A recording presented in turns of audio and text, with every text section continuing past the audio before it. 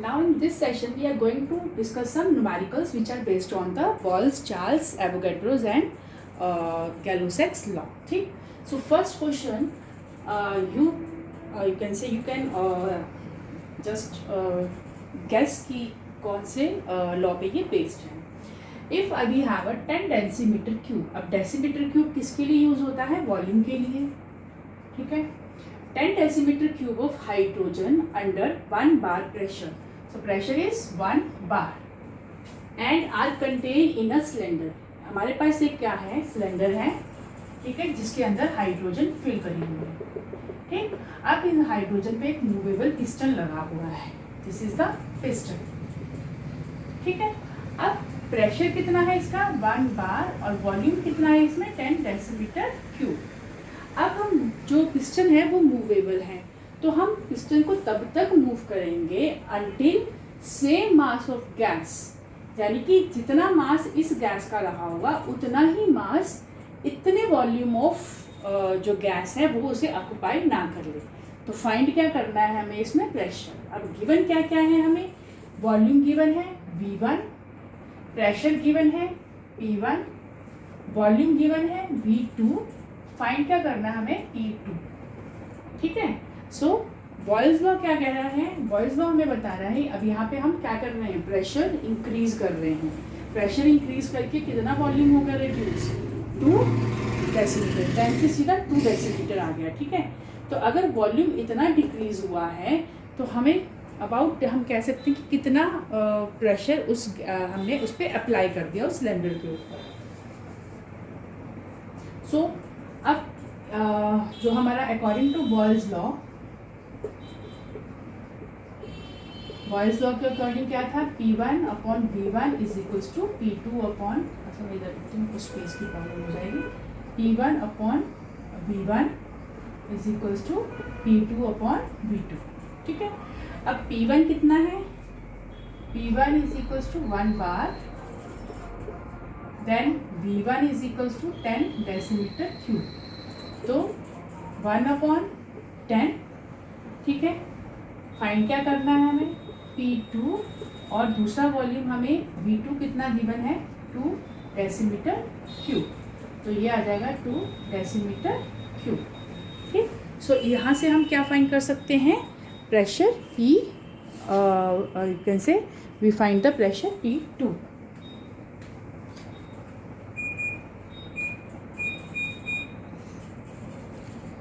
So now what is the pressure P2? कैसे find करेंगे? अब आप जब इंटरचेंज या जैसे भी एडजस्ट करेंगे तो P2 आपका इधर आ जाएगा. P2 अगर इधर आ गया तो ये हो जाएगा P1 V1 अपॉन V2. तो P1 V1 चाहे आप ऐसे डायरेक्ट फिल कर लीजिए या जैसे भी. P1 कितना है? 1. V1 कितना है? 10 डिवाइडेड बाय 2. तो ये आ जाएगा 10/2, दैट इज 5. और प्रेशर है तो 5 बार. ठीक है. This is your answer.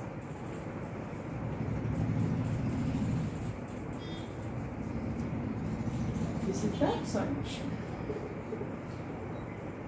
अब ये याद रखना है कि ये क्वेश्चन हमें तब यूज़ करनी है जब हमें टेम्परेचर, तो खैर यहाँ पे तो गिवन ही नहीं कि किस टेम्परेचर पे ये कंसीडर किया जा रहा है, बट इससे आप क्वेश्चन पढ़कर आपको पता चल जाएगा कि अगर आपको 2 प्रेशर या 2 वॉल्यूम गिवन है या 2 प्रेशर 1 वॉल्यूम गिवन है तो कोई ना कोई आपको यहाँ पे फाइंड करने के लिए दे ही रखा होगा. ठीक है.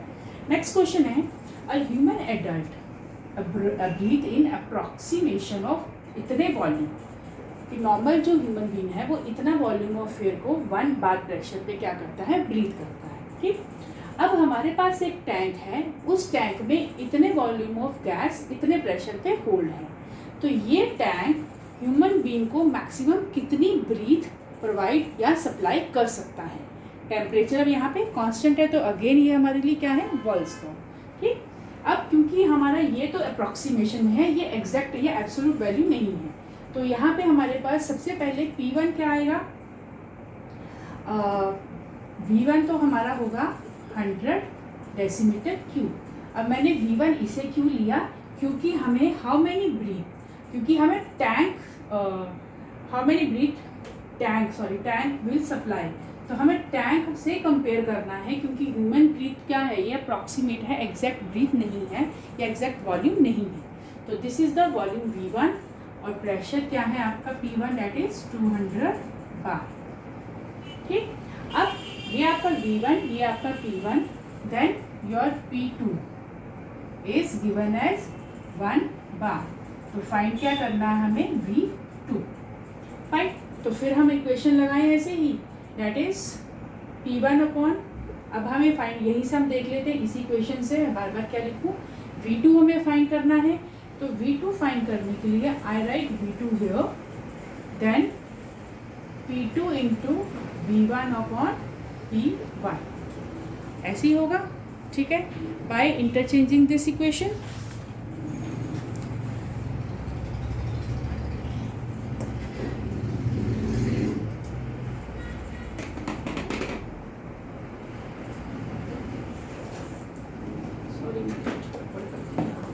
इसमें ऐसे आ रहा था P1 V1 is equals to P2 V2, और सॉरी ये जो बॉयल्स लॉ की ये जो इक्वेशन है मैंने थोड़ी यहाँ पे बाय मिस्टेक गलत लिख दी थी, this one is right one. ठीक है, अब हमें क्या निकालना है इसमें, V2, तो V2 निकलेगा V2 is equals to P1 V1 upon P2, ऐसे ही होगा ना। यस, अब ये सही आएगा, दैट इज, वो हमारी तब भी सही थी, बस मैंने उसको यहाँ पे गलत लिखा था, यहाँ पे मैंने उसको सही इंटरप्रेट करा है।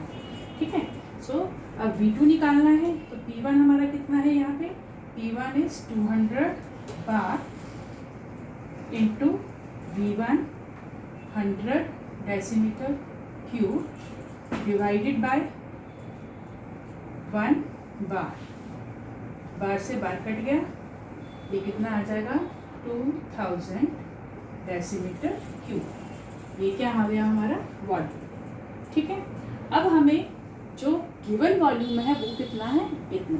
तो अब हम गिवन वॉल्यूम से इस वॉल्यूम को कैसे निकालेंगे, हमें निकालनी है total of breath that tank supply. तो टोटल ब्रीथ निकालने के लिए हम क्या करेंगे, इनको कंपेयर करेंगे, कंपेयर इन द सेंस कि टोटल ब्रीथ निकालने के लिए, total breath tank will supply, आई कितनी है हमारी,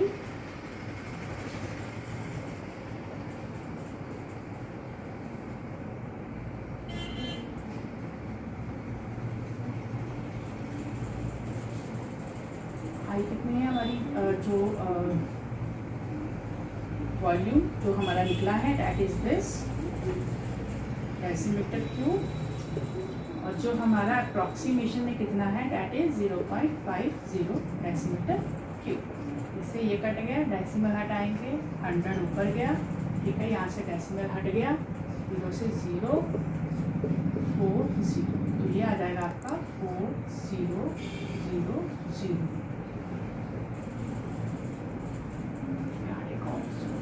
ये आ जाएगा 40,000। वो टैंक हमें इतनी ब्रीथ सप्लाई करेगा। Fine, so this is based on the Boyle's law. Yes, next question we are going to do on the Charles law.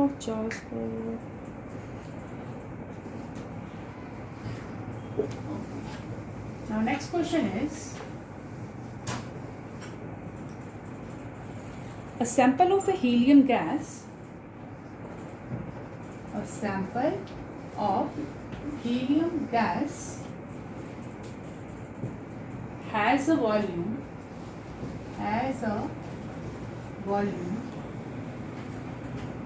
of 500 centimeter cube at 373 Kelvin। इतने टेम्परेचर पे इतना क्या है वॉल्यूम। हमें क्या कैलकुलेट करना है, calculate the temperature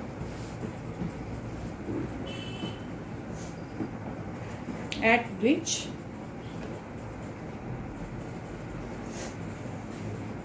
volume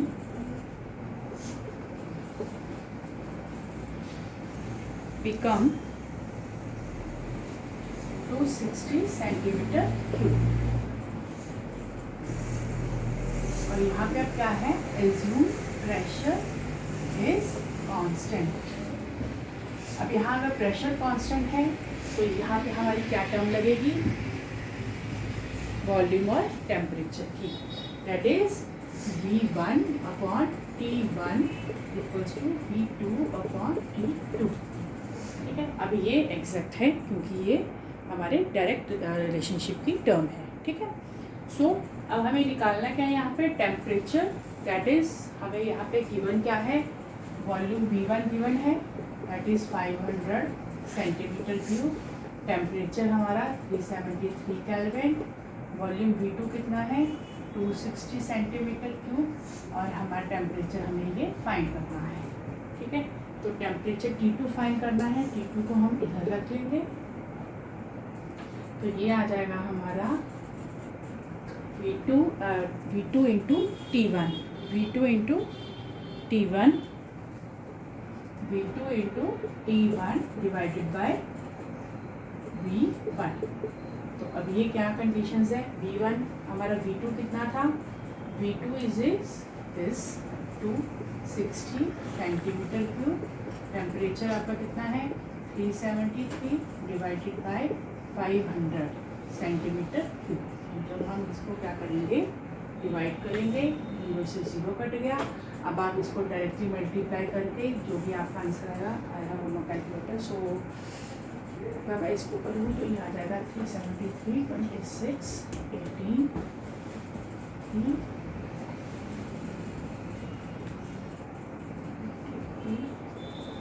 6 4 7, that is 8 9 6 9 969 9 8 divided by 50। तो इसको जब डिवाइड करेंगे तो आंसर आपका आ जाएगा round about 193 point something kelvin. So this is based on the Charles law. ठीक, सो इसी तरह से कुछ क्वेश्चंस मैं आपको, I will send some questions for the practice, so do it in your copy. ठीक है, so this is all about the gases or law of gases. Okay, thank you.